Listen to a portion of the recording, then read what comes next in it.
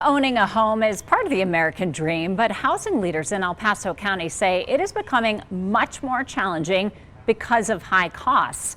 News 5's Maggie Bryan spoke with industry experts today about the solutions they're looking at to build homes people can actually afford. A white picket fence and a place to call your own. Owning a home is a dream for people like Jesse Martinez. In the near future, hopefully. He rents an apartment in downtown Colorado Springs because right now he says buying a home is not an option. It hasn't been recently just due to how high the interest rates have been, and how hot the market has been just in terms of volume of homes and the prices.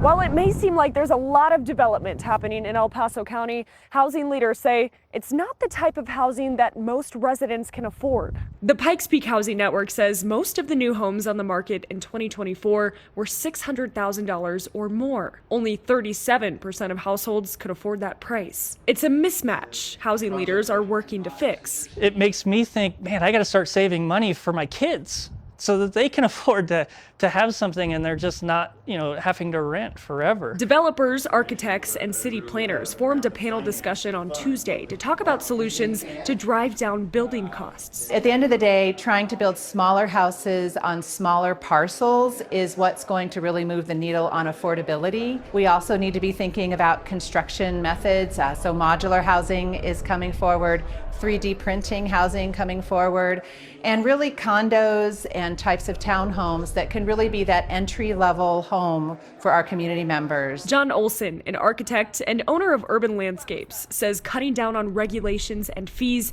will help developers build cheaper homes. We've had a lot of clients that come to the table that want to do something very exciting out of the gates. And then they'll meet with city planning, or they'll start to understand some of the fees and timelines of how long things can take.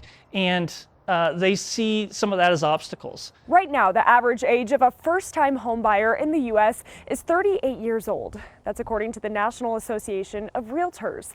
It's a huge shift compared to the 90s, when the typical first-time home buyer was in their late 20s. So they're renting homes longer, they're not creating that generational wealth, and they're not experiencing the stability in a neighborhood that folks who can own a home experience. Stability that most people dream of. I do think it is part of the American dream still. In El Paso County, I'm Maggie Bryan, News 5.